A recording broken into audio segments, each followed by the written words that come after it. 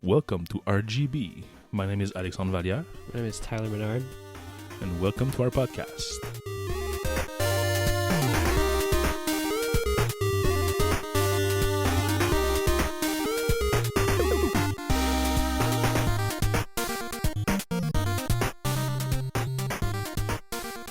Our first subject this week is Android N. On the podcast where we usually talk about Apple most of the time, this is something a little bit different. It's to show our diversity. Exactly. So MKBHD, not a friend of the show, sadly, maybe one day, usually puts out video reviews of device he tests. But this time, he simply upgraded his Google phone to the latest Android N version. And he did a little overview of all the new features on YouTube, on his channel. It's a pretty nice video, high quality, high production quality, as usual, from him. And he goes over all the different new features. Have you watched it? No, not yet. I've seen the quick. I've scanned all the reviews online, but I haven't watched the video from MKBHD yet. Okay. It's a pretty nice summary. I know for a fact that this year, for special, Google actually released the new version before their yearly conference, but they say that they were going to have more features during the conference. So it's not like if everything is already unveiled, there's more to come. It's a teaser. Exactly. A teaser that you can actually install and use. Right. So it's more than a teaser. But it's in beta for developers, I think. Yeah, it's a developer preview. Right. Which is also the same version that is usually released at their conference. Okay. What's their release cycle for Android? Right now, it's usually annually. They release every year a new version, but they also did like the famous TikTok like Intel. Like 1 year they have a big release, the next year it's mostly a bug fix. Right. But last year they announced a new version with their material design, and this year they just keep on improving the design. With some nice new little features, especially on the notification side. So it's just like a little step ahead. It's not a big re-release or redesign. They have the I/O. I think it's a week or two before WWDC, really, usually. Yeah, just two weeks before, I think. Going back to this fun encryption subject that we have. Okay, but right before we didn't talk about the Android N. What do we think it's going to be named? Yeah, the new name, the dessert name. It's a candy dessert or something like that. Yeah. Usually the name goes with the letter. Right. So the name starts with the letter. Yeah. So we had like key lime for K. Key lime? Yeah, we had key lime at one point. So what would be N? Nougat, maybe? Nutella? Yeah. Nutella. Android Nutella? But Nutella is probably trademarked, so they can't use that, but it'd be really nice. Kit Kat was trademarked and they had it. It's true. Oh, maybe Nutella. Yeah, I'm pretty sure Android Nutella. Oh, it would be really good. Yeah. Pretty nice. We might have to switch. Yeah, maybe, yeah. Just ditch the iPhone completely and go with a Google phone. Because Nutella. Exactly. So this week we had our funny person, our favorite funny person who made a video about encryption. John Oliver, on his Last Sunday, did a segment on the encryption and the FBI and Apple. I won't summarize it for you. Just go ahead and watch it. It's really worth it. As usual, it's very fun. I would say that maybe this time, since it's a subject that it's pretty close to us, I think he put too many jokes in there, so kind of breaks the explanation part of the video. But still, you should watch it. It's pretty interesting, and he raises little questions in your head when you watch this, and you can easily maybe like think about the other side a bit more. In this case, he's clearly against whatever the FBI is trying to do. But yeah, go watch it for sure. Yeah, it's in my queue too. I haven't watched it yet. Good. So it's your homework for tonight. Yeah. Something else that came up this week, we know the iPhone 7 to be released this autumn is probably close to start the real production of the phone.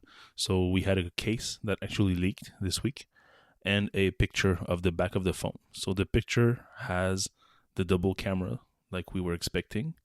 The back is pretty similar to a regular iPhone 6S Plus. but really the camera is the big thing from that picture.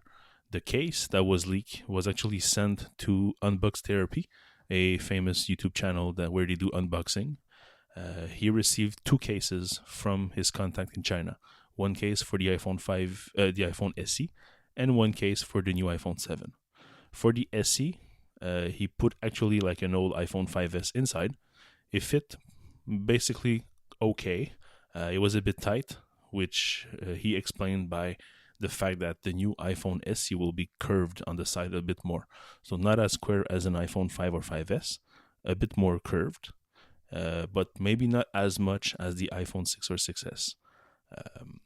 The iPhone 7 case is a bit different. In the first thing that's different, and that's kind of pretty obvious, is the camera, which is a very big hole in the back, much bigger than what we have right now with our current phones.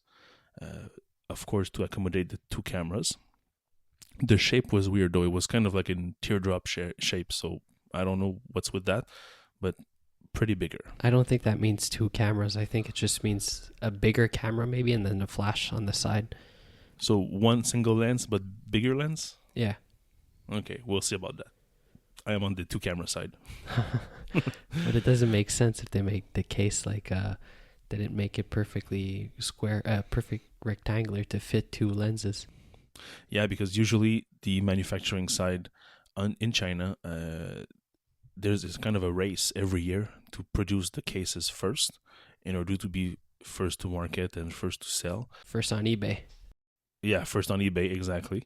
So manufacturers are actually trying to get their hands on any specs or any prototype or any like just slab of aluminum that is supposed to be an iPhone. Sometimes they're right, sometimes they're wrong. They hope to be the first one on the market with the closest design. So that's why the first few months on eBay, you can usually get some cases that are not perfect fit. It's because they were probably made with an older prototype or some imprecise specs. Yeah, trying to guess the specs. Exactly. So that case also had something special on the bottom. You have in the middle the connector, the lightning connector, as usual. But this time, the back of the case, the hole was actually bigger on the back, kind of like to accommodate something else on the back. So when you know the iPad Pro is out, probably the new iPad Pro Mini Nano / whatever coming up next week, we are thinking maybe a connector of the same kind on the back of the iPhone 7. And on 2 sides, there's holes. The same kind of hole you currently have for your speakers, but symmetrical. So maybe 4 holes on the side, on the right, and 4 holes on the left. So possibly for dual speaker. And what the Lewis from Unbox Therapy tried to do, he tried to plug regular iPhone earbuds, and they would not fit. The plastic would kind of repel the headphones every time. So he's thinking, like I'm thinking, no more 3.5 millimeters connector, only Lightning and Bluetooth. What do you think? It could be the same thing, that the specs are not exactly right, so the headphone doesn't fit, but maybe it's really going to come with only Bluetooth. Yeah, you think so? I know Apple is famous for taking everything off and then putting it back on, but no headphones on an iPhone is pretty drastic, I think. Yeah, but when they remove the CD, when they remove the diskette. I know. The same thing with the MacBook One right now. There's nothing except a USB-C. Yeah. Well, for some people, it's perfect. For most of the rest, I don't think so. It's a very niche product. The iPhone 7? No, the MacBook. Yeah, the MacBook One. Yeah, it's because the iPhone 7 is going to be, well, it is mainstream. It's a mainstream product, and just taking off the headphone jack is make a lot of people mad. Yes, but if they have something else, or maybe they have a new line of Beats that are not too expensive, and they have maybe some new feature. Because when you remove a feature, what usually helps is if you give something for a certain time that can make the bridge. Yeah. That's not too much of Apple's style. Yeah, style. But they can probably put out a new kind of headphone, earbud, whatever, with a special feature. I don't know, maybe a much, much, much better sound that actually is worth paying a little bit more for the headphones. And then you would actually get, like, you would be tempted to buy them. Yeah, I still find it hard to believe. Yeah, we'll see. We'll see. I'm pretty sure there's going to be no headphones. I'm pretty sure too, but I don't believe it. You don't like it? I don't want to believe. I don't want to like it. Okay. We also saw this week probably what's considered the first Apple Watch band accessory. Not an actual band, but something that goes inside the watch band. It's from the company called AliveCore, which they make a iPhone case and a little dongle with two pads, aluminum pads, where you put your finger, and it's actually like an ECG inside the case. So your iPhone becomes a full-featured, FDA-approved ECG. So this time with the Apple Watch, instead of having your phone, you just place your thumb on your watch band, and I'm guessing via Bluetooth, it communicates with the watch and your iPhone and records your ECG. What's ECG? Electrocardiogram graphic, maybe? Your heart rate? Not just the heart rate, but the whole sketch. The whole, when you go to the hospital, you have the line. Yeah. The line we see in all the shows. Exactly. This little line. Right. That goes flat way too often. Right. So whenever you have a problem with your heart, be it like a cardiac arrest or something like that, or other condition that you have to take keep an eye on, usually they lend you some kind of chest strap with a device that's usually good for 48 hours. But if you feel bad and you have it on, perfect, you got your recordings. But most of the time, it can take a week, it can take a month before you have another episode. So this kind of device actually records when you feel the symptoms, and it's only a case, or in this case, just your watch. So it's already on you. I'm guessing it has probably a good autonomy, because it's not really used unless you put your finger on it, or you probably start the app or something like that. So yeah, I hope they have a complication or something so you can get it on your screen. You don't have to go scrolling through the lists of apps, because we all know that's not really quick. Yeah, no, most probably. Yeah. I know somebody who actually used their iPhone case product. It's Don Milton from Apple. He was the head of the Safari team from the Safari 1.0. He had some kind of heart condition last autumn, and after getting to the hospital and being checked, everything, he actually got the AliveCore iPhone case, and he used it a few times, and he was very surprised of the quality of the product and the reliability of the reading. There was Don Melton. He has a really, really nice show. What's the name? Milton. Oh yeah, you're right. Exactly. It doesn't post really often, but it's good. And it's very good. He made an appearance too a couple of times on Debug. Yeah, on Debug. If not, Melton is also on the iMore network. Right. Go subscribe. This week, I had a little project I wanted to tackle. I recently replaced my my previous Synology NAS with a newer version, and I actually sold the old one. And I still had the disk, because the person just wanted the NAS but not the disk. So I have 4 2 terabytes drive that I have to wipe before selling. And I did some research, and when you do an erase on some kind of software, you usually have the 1 pass or 7 pass, or that DOD standard of 35 pass. And I always was wondering if that was the real thing, if we really had to do 7 pass of erase on the whole drive to be sure that nothing is retrievable using unerase software or something like that. And it happens that it's not true. The paper that was published in 1996 on the subject was actually misunderstood by most. It was saying that yes, it is true that you have to do some multipass erase on very old magnetic device, probably the old tape deck that is often used for backups. But for modern drive, let's say from the 2000 and over, 1 single pass is sufficient. the format itself is not sufficient because it's like a book. You have the pages and you have the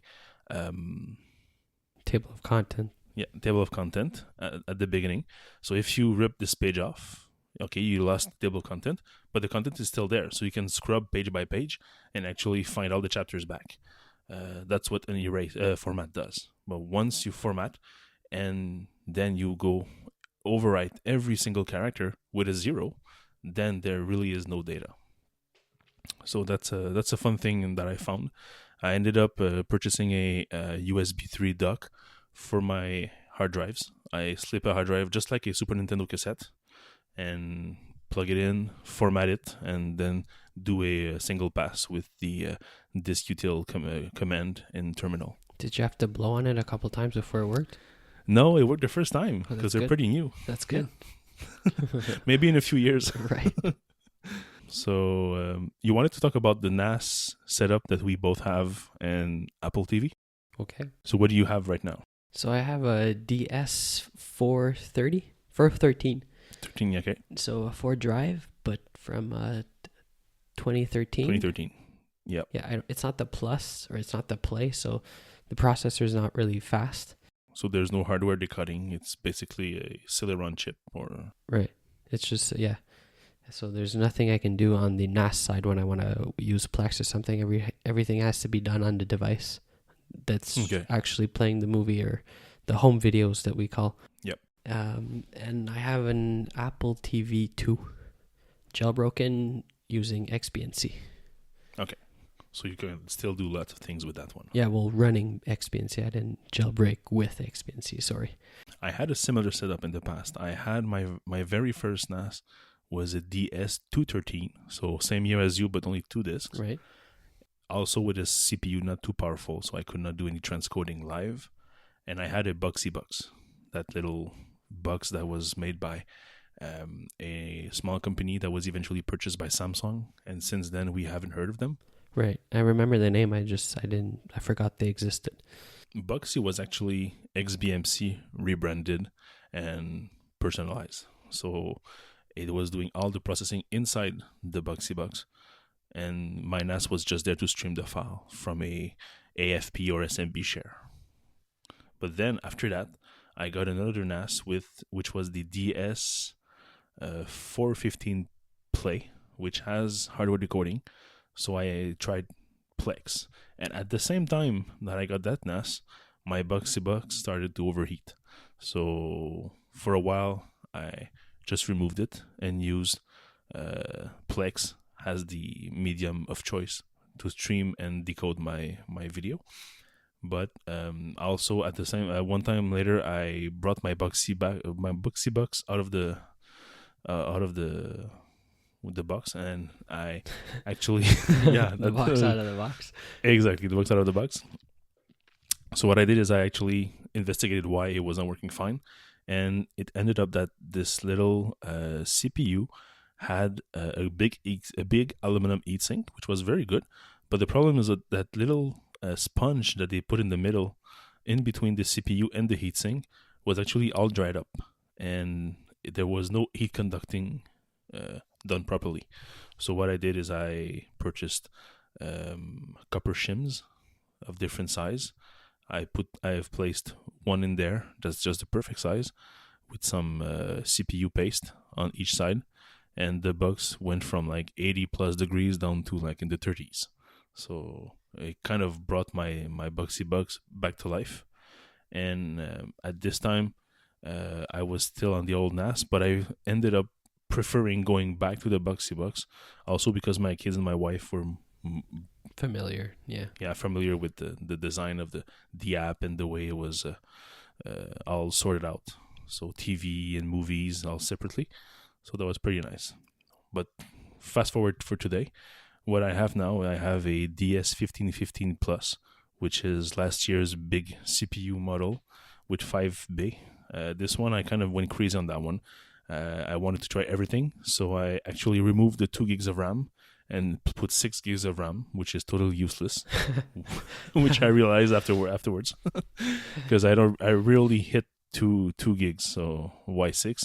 It's just there. And also, it's a 5-disc bay, so I removed one of the discs and I've placed an SSD in there. Synology has a nice feature, which is a SSD cache. So the files you access the most are copied to the SSD, so they are served faster from your network. It works very fine. It's just that right now I have about 4% of my SSD that is currently used.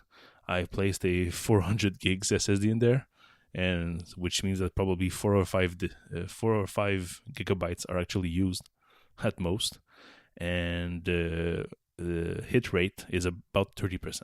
So 30% of the content that my NAS is providing comes from that little 5 gigabyte space on the SSD.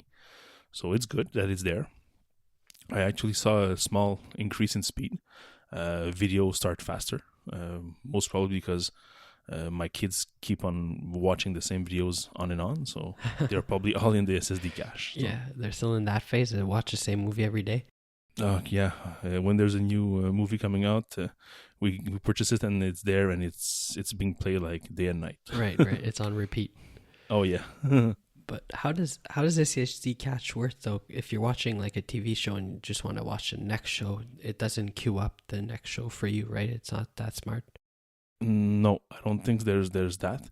It's for stuff that you use a lot. Right. Unless maybe there's something, because they have like a white paper that's like 50 pages. Okay. That I skimmed very quickly. So I don't know if it's like intelligent enough that it sees that you're in the some folder and you go file by file. Probably is going to get the next one. Maybe. I don't know if it's that smart. But I did see a small increase in speed. Well, not necessarily speed, but more like reactive responsiveness. The files are actually starting faster. It'd be nice too if you have a huge photo library. It can be always on the SSD cache, and it's going to be served really faster. Yeah, I mostly use my NAS for backup, so I'm not live editing stuff on it. But yes, if you have this, or if you install any web developer tools, right. Let's say you install Apache and some kind of database, possibly it will all still live in the SSD for you. Yeah, that would be nice. Yeah, even faster like that. It's kind of a fusion drive in a way. Yeah, kind of, yeah. So for you, if Synology is listening and they want to provide you with a bigger NAS, I think you'll be pretty happy, huh? I don't need a bigger NAS. I just need a faster NAS. Okay, so some of model from this year with a... Yeah, the recent ones. Yeah, with a dual core processors and everything. Right. So we can do some decoding. Yes. For all my home videos. Exactly. So on the receiving end of my setup is an Apple TV, the new model, the current one, and the Infuse app, which is an app that I'm using on my phone for the last maybe 2 or 3 years. It does the decoding of the video on the device, so on my phone or on the Apple TV directly. So I don't need Plex anymore. So my NAS is just a file server with some little folders and by movie or by Siri, and that's all it does. And the rest is all done on the Infuse. I haven't upgraded to the new Apple TV yet. I don't see the need. I don't use it a lot. I have another computer hooked up to my living room, and we use that computer to watch all the movies. The Apple TV is in the bedroom, but we don't watch the bedroom TV that much. Yeah, but you have the Apple TV too, so you could hack it and have XBMC. So in your case, you don't gain much. No. What if you were stuck with it? Like, because before this one, I had the third generation, and that could not be hacked. So it was basically just the regular old Apple TV for consuming iTunes and watching Netflix. Yeah, I had a friend that had a second generation, and he wasn't using XBNC or whatever. So I went to the Apple store, I bought a third gen, because that's what was selling at the time. And I just gave him my third, and he gave me his second generation, so I can jailbreak it. Good. Yeah. So for this Apps Corner now, we have one of I think it's the most used app by the both of us, Overcast. It received an update, 2.5, and added some new features, but only for those who are actually paying for not paying. Patreon members. For those who are Patreons of the... supporters. Yeah, supporters of the app. So what did you get? What do you mean, what did I get? What new features? Oh, okay, sorry. I thought you were asking me I thought you were asking me what the Patreon level of support I was providing. Yeah, no. No. Yeah, so what are the new features if you are actually a Patreon of Overcast? For Patreons, they get the new dark mode. So the screen is all black. The font is switched to San Francisco, and it's the font is a light blue kind of. It looks like the Under the Radar blue. Okay. Yep. Another show on Relay FM. Yeah, and he also uses this show cover as his app images. Oh, really? Maybe that's why it's stuck in my head. Yeah, no, but it really fits well. Also on Relay FM, there's a Remaster, the show where Mike Hurley and Federico Vitici talk about video games. It also has some very bluish, purplish colors, and it fits very well.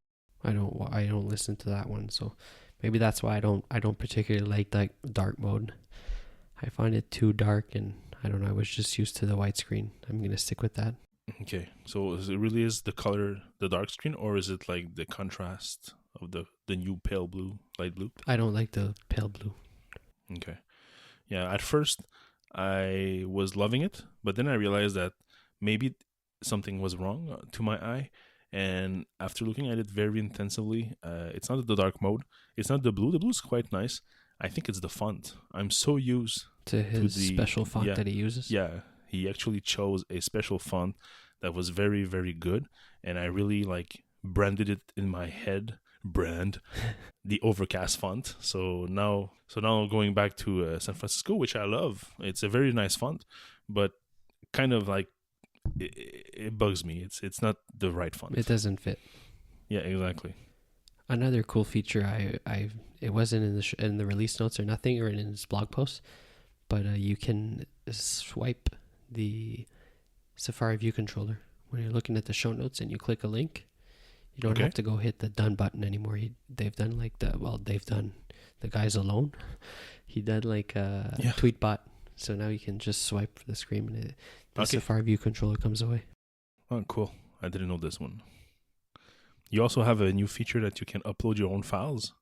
So for all you audiobooks listeners over there, trying to find a way to listen to your audiobooks faster without having a chipmunk voice in your ears, you can upload files up to 1 gig in size and up to 2 gigs total on your account of your own audio file without the DRMs. So that's pretty nice. I was actually doing this on my own.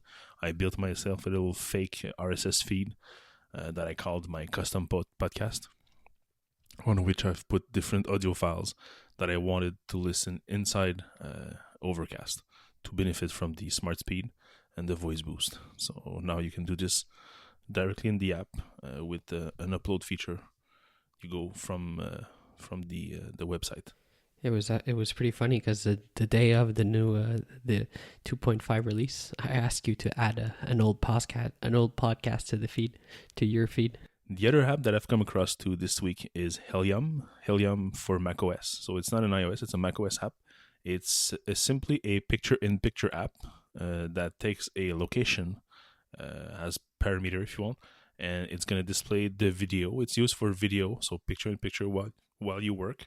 You can have a video playing on the side instead of having a separate window, Safari or Chrome or whatever that you have to resize and place somewhere that's not too cumbersome. You have this app that is basically just the video itself in a Chrome-less browser, so no title bars, no red lights to close the app, just the video itself, and it stays on top. So it's always on top of your other apps. So it's free from the Mac App Store, so you should get it right now. It's a very good app. Yeah, I haven't tried it yet. I'll go get that right now. Yeah, you should, especially while you work. Before you want to listen to something on the side, the latest CGP Grey or whatever. You can put it in the corner. It takes no place. You don't need to fiddle with it for half an hour just to make the right size. It's just perfect. Yeah, that would be nice to listen to watch the keynote on Monday. Yeah, exactly. Hopefully it works for that. Usually takes a YouTube URL or a Vimeo URL, so I don't know about the usual Apple broadcast. We'll have to try. Anything else for this week? I think that's pretty much it. Good. So you can find the show notes at hipsterpixel.co/RGB/ what are we now? 3. Wow, 3 already? Yeah. Wow. So hipsterpixel.co/RGB/3. And my name is Valliere on Twitter, VALLIERES. My name is Tyler Menard on Twitter. TYLERMENARD.